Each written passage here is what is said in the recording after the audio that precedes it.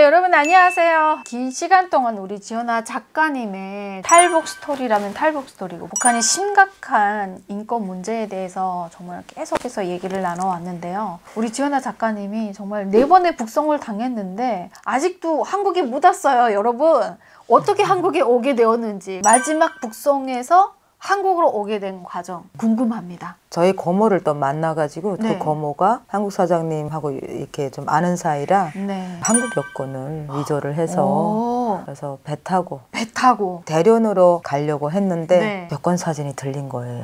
그때 제가 오는 당시에만도 사진을 여권에 붙여서 그 위에 도장을 찍은 그런 여권이었어요. 한국도. 네. 네. 그런데 그 사진이 붙인 게 이렇게 좀 들린 거예요. 그래서 제가 그 배를 못 타고 5시간 동안 신문을 당하고 어디 사람이냐. 제 여권이 네. 조선족 분의 여권이었어요. 아. 그래서 나는 이제 중국에서 살다가 한국으로 시집간 사람이다. 네. 중국에 잠깐 놀러 왔다가 가는 거다. 제 짐을 보자 하더라고요. 네. 트렁크. 근데 한국 옷이 하나도 없는 거예요. 어떡해. 다 속상해. 모두가 중국 거예요? 옷이고 딱 하나 긍정의 성경... 힘이라는 그런 책이 있었는데 긍정의 힘. 그 하나만 한국 거였어요. 한국 출판사 책이었네. 다행히 하나 있었네요. 근데 이 사람들도 돈을 받고 탈북자를 보내던 그런 이력들이 좀 있어가지고 네. 북한에서 오지 않았냐 계속 물어보는 거예요. 5시간 동안을 신문을 하는데 네. 배는 이미 떠나갔고 그러면서 계속 아니라고 하니까 마지막에는 한국에 있는 중국 대사관 직원하고 저하고 전화 연결을 시켜주는 네. 거예요. 그 사람이 중국말로 인천공항에 내리면 바로 지하철이 있냐 없냐. 어머나 세상에. 어떡해. 쌀 1kg에 얼마냐. 진짜. 두부 한 거에 얼마냐. 한국에서는 사과를 한 알씩 파냐 아니면 키로로 파냐. 파는지. 오마이갓, 나 이거 어머나, 어떻게 알아요? 모르잖아요. 시험 문제네, 시험 문제. 근데 정말 하나님께 기도하면서 예스, 노만 했어요. 그리고 진짜요? 한국 영화를 중국에서 많이 봤거든요. 그리고 한국 소설책을 많이 봤어요. 그래서 다행히 그거를 아니까 가격을 얘기하고 사과를 이렇게 낱개로 파는 것도 얘기를 하고 그래서 통과가 돼서 마지막에는 비행기표 1,000원을 저한테 돌려주면서 미안하다고 그러는 거예요. 마지막에 정말 운이 좋았네요. 이게 다리가 안 움직여. 어떡해. 이게 풀썩 지금 주저앉을 것 같은. 그래서 나와서 바로 이제 오른쪽에 옆에 공중전화 전화기 딱 들었는데 갑자기 공안차가 오더니 완전 무장한 경찰들, 청지고 이런 사람들이 4명이 쫙 내리는 거예요. 전화기 들다가 드르르 해가지고 쭉 돌아서 나 이제 죽었구나. 옆에 약국으로 들어가는 거예요. 사람이. 그래서 죄 지으면 안 되는. 모든 게 나를 향하는 것 같고 그렇죠. 모든 시선이 나한테 쏠리는 것 같아서 움직일 수가 없는 게 이 달을. 그러니까 누군가 같이 있었으면 나를 이렇게 좀 이끌어주고 부추겨주고 이럴 텐데 혼자서 중국 엄마 있는 트렁크를 질질 끌면서 버스 터미널로 가서 다시 사장한테 가서 한 달 만에 다시 여권을 만들어서 단동으로 이렇게 가는데 그때도 제 얼굴을 보고 물어보고 도장을 찍어주는데 그 도장 찍을 때까지 겉으로는 태어난 모습을 보여야 되는데 속은 새까맣게 타들어가고 근데 도장을 콱 찍어서 통과를 하는데 주님 감사합니다. 거기 배 타고 이렇게 가는데 거의 도착했을 때 이게 혹시나 북한으로 가는 건지 아닌지 가판 위에 올라가서 이리 보고 저리 보고 알겠어요. 저기 멀리서 태극기가 펄펄 휘나는 게 보이더라고요. 그때는 뭐 그 깃발 한국 깃발이라고 할지 태극기라는 이름 모르잖아요. 드디어 이제 몇 년 만에 한국 오신 거예요. 아빠랑 한국을 기획해서 우리 한국 가자 해서 몇 년 만에 이루어진 거예요. 한국행이. 한 9년 정도? 횟수로는 8, 9년 정도? 근데 여러분 정말 세상이 참 좁다라는 말이 있잖아요. 그게 뭔지 아세요? 우리 지연아님과 저는 하나원 기수가 1개 차이 나요. 그래서 같이 생활했죠. 97기 96기예요. 제가 그래도 또 한 달 선배네요. 같이 얼굴을 봤던 사이입니다. 왜 한 기수 차이는 같이 이렇게 생활을 있었죠. 하죠. 저는 배 타고 온 사람은 저는 혼자 혼자였어요. 있으니까. 근데 태국에서 온 팀, 그룹. 몽골에서 온 그룹 맞아요. 이렇게 있는데 몽골은 좀 그래도 같이 이렇게 좀 많이 케어하고 그런데 태국은 너무 무섭더라고요. 캄보디아도 순했어요. 캄보디아에서 온 탈북민도 순하고 몽골에서 온 탈북민들도 순한데 태국에서 왔다 그러면 너무 다들 무서웠어요. 저도 그때 하나원에서 느꼈는데 몽골이랑 캄보디아에서 온 탈북민들이 가장 순했어요. 왜냐면 이 환경에 따라서 사람들이 달라져요. 태국은 우리보다는 단기간이지만 정말 어렵대요. 거기서도 이게 사람이 참 쌀떡에서 인심난다고 이게 오는 과정에 따라서 그렇죠. 성향이 많이 이제 바뀌더라고요. 그래서 하나원에서 봤었죠. 네, 서혜 씨는 이제 보기는 봤지만 네. 크게 대화를 안 하고 이제 엄마, 네. 어머님하고 저하고 좀 같은 절친이었어요. 그래서 조용한 성격이었잖아요. 네, 언니가. 같이 이제 사진을 하나원 원장님과 같이 사진 찍은 게 있어요. 집에 저희 엄마 저랑하고 언니 사진이 있어요. 찍은 사진이 이렇게 있는데 살던 지역이 무산, 비슷한 그런 지역이라 공감도 하고 또 어머님도 들어주는 편이고 맞아요. 저는 그냥 배 타고 온 사람이라 사실 아는 사람도 없고 그런데 어머님이 그래서 저랑 같이 이렇게 대화도 하시고 그랬던 것 같아요. 언니 그래서 탈북의 성공을 그렇게 정말 극적으로 8년 만에 탈북을 하셨는데 어머님은 어떻게 되셨어요? 어머님은 이제 그해 12월에 네. 좋은 목사님을 만나셔서 미얀마로 오셨어요. 근데 2007년 10월, 12월 그때 미얀마 번기가 일어났거든요. 번기가 일어나서 저희 엄마네도 정말 리얼하게 왔는데 번기가 일어나니까 브로커가 막 번기가 일어난 거기에다 훌 떨고 도망친 거야. 이분이. 도망쳐가지고. 브로커가. 도망쳐가지고 우리 엄마네가 그 짧은 영어로 네. 택시를 잡아타가지고 어디로 가자고 했나 봐요. 네. 이렇게 코리아 이제 대사관 이런데 네. 내렸는데 보니까 인공기가 펄펄 날리더라고요. 어떡해 무서워 죽겠네. 미얀마도 공산국가니까 북한 대사관이 있을 거잖아요. 그 다음에 여기가 아니라고 여기가 아니라고 해가지고 코리아라고 같은 코리아 아닌데 그러니까 이제 노스코리아로 갔구만. 우리 엄마 이거 아니라고 어떻게 여기 아니고 깃발이 보였네. 세상에 조선민주인민공화국이라고 한글로 이렇게 써져 있더래. 무서워 죽겠네. 보는 순간 기절해가지고 어떻게 왔는데 진짜. 그럼 다시 택시 타고 사우스코리아라고 해가지고 이제 그 대사관에 들어갔대요.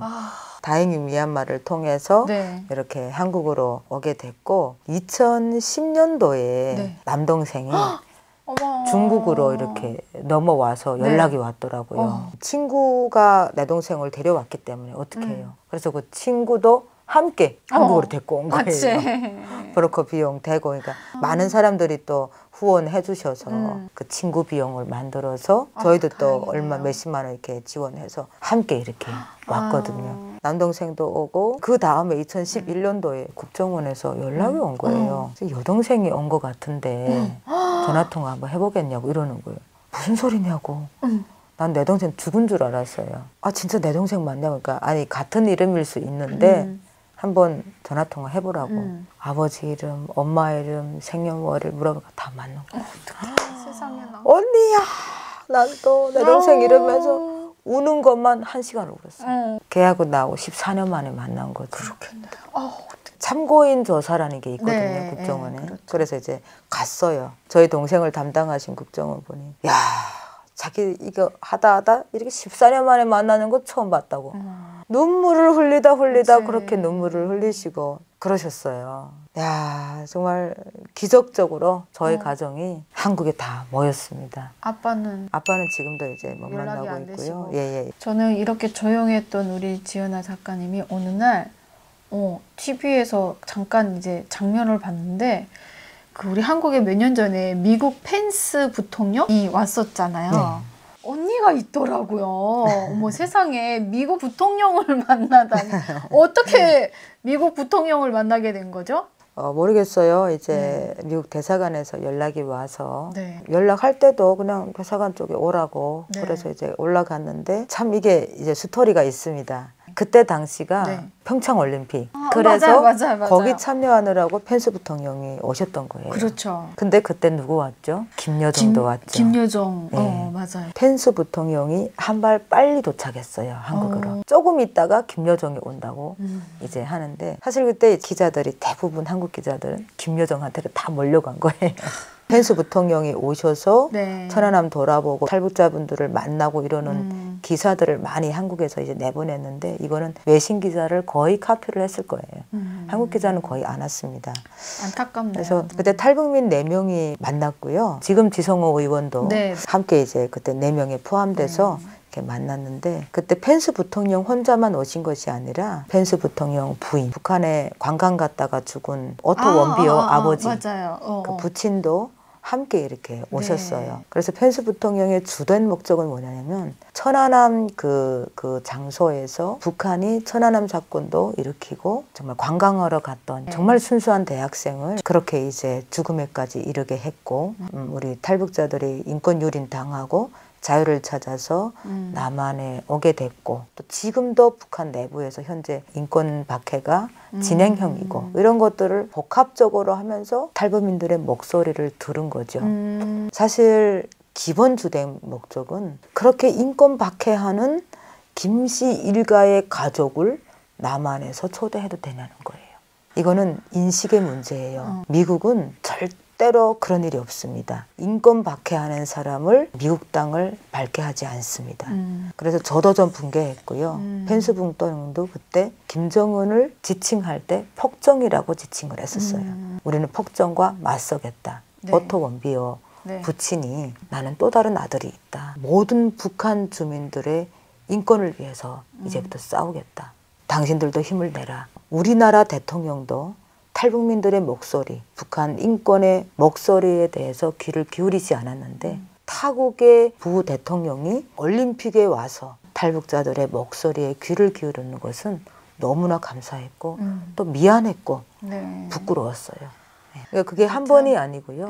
미국에 가서 만났어요. 또 만났어요? 미국이 주최한 종교 자유를 향한 장관 끝에 1차 회의에서 제가 북한 대표로 서서 연설을 하게 됐죠. 국무부에서. 그렇군요. 폼페오 장관도 거기에서 이제 만나서 폼페오 장관과 펜스 부통령이 나란히 앉으셔서 저의 이야기에 경청을 해줬고, 겸손하게 함께 또 사진도 찍고, 그 후에 2019년도 10월 달에 트럼프 대통령의 만찬에 또 초대받아서 함께 만났습니다. 대단하네요, 언니. 98년도에 순수하게 자유를 찾아서 경제적으로 조금 더 나은 삶을 그냥 소박하게 바랬던 가족이었잖아요. 그런 가족들이 결국 몇십 년 만에 자유를 찾아 정말 천만리를 헤매서 결국 언니가 진정한 자유를 누리면서 전 세계를 누비고 다니면서 또 다른 사람들에게 인권과 자유를 위해서 투쟁하는 그런 모습이 멋지고 대단하다라는 생각이 들어요. 근데 참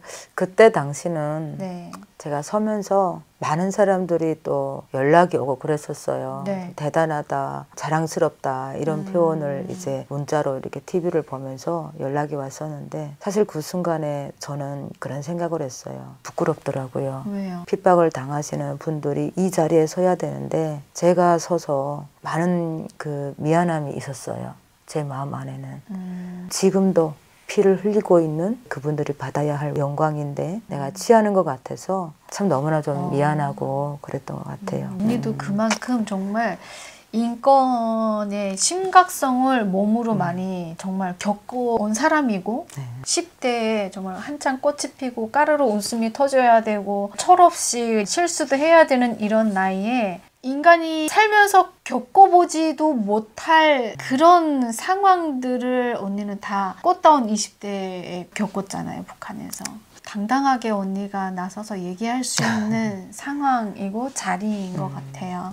정말 몇 부 동안 우리 지연아 작가님의 생생한 본인이 겪은 증언이죠. 북한의 인권 상황, 탈북 스토리, 또 대한민국에 와서 겪은 본인의 자아를 찾으면서 책까지 써낸 이야기를 통해서 많은 저도 뉘우침과 생각을 하는 시간이었던 것 같습니다. 우리 구독자 여러분들도 정말 이야기거리로만 봐주시지 마시고 북한의 인권 상황을 좀 심각하게 바라보는 시선으로 봐주셨으면 하는 시간이었습니다. 출연해 주셔서 감사합니다. 감사합니다.